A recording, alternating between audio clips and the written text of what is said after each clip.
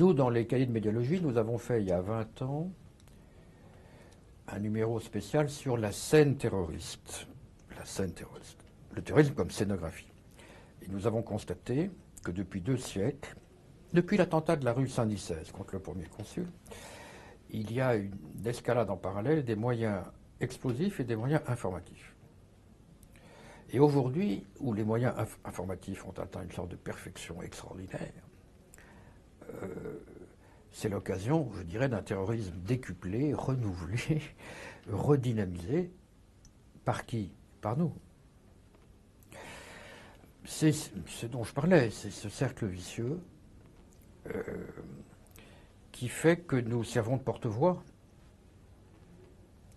à la proclamation d'un message qui, sans porte-voix, tomberait dans un trou, comme à Tombouctou,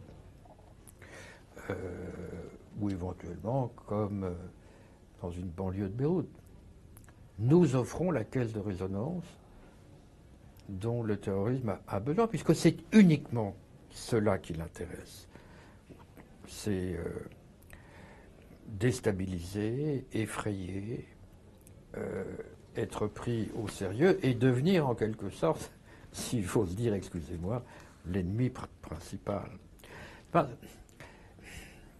alors vous allez me dire que un gouvernement, psychologiquement vis-à-vis des gouvernés, a besoin de dramatiser, de mobiliser, de battre tambour. C'est évident, c'est comme une sorte de, comment dirais-je, en quelque sorte un hommage rendu aux victimes, si vous voulez. On ne peut pas faire comme si c'était anecdotique. Mais personnellement, je garderai tout ça dans le registre du policier et du crime.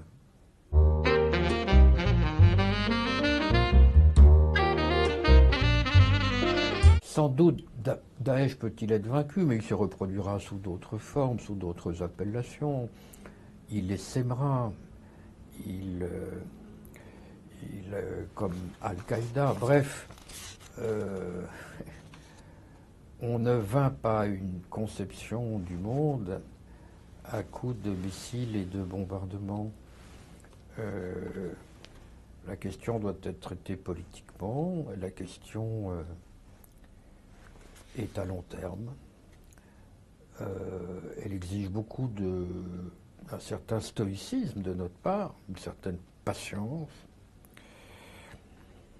Elle devrait être un peu soustraite à la communication, qui vit d'urgence, qui vit de tam-tam, qui vit de stress.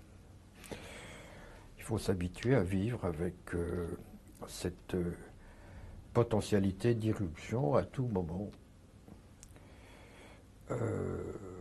Mais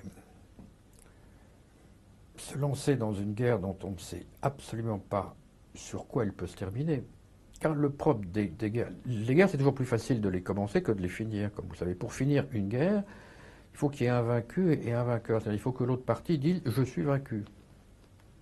Comment imaginer qu'un fou de Dieu dise « je suis vaincu ». Dieu ne peut pas être vaincu par définition. Donc c'est une guerre sans fin. Donc c'est une guerre perdue.